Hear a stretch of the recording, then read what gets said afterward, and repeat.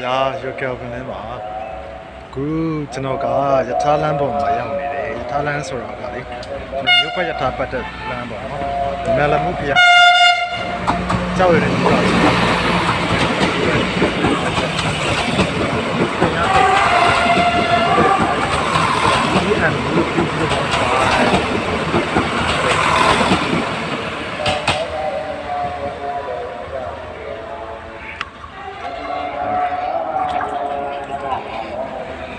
မနေ့6နာရီစောင်းနေပြီ6နာရီစောင်းနေ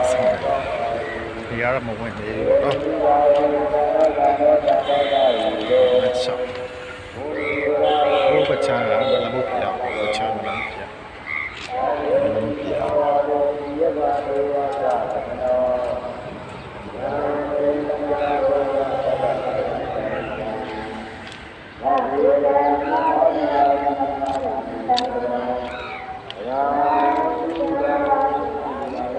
ကဲဒီဗီဒီယိုလေးကိုကျင်းတဲ့သဘောကျနှစ်သက်မှထင်ပါတယ်အားလုံးကျေးဇူးအများကြီးတင်ပါတယ်နောက်မှတွေ့မယ်နော် bye bye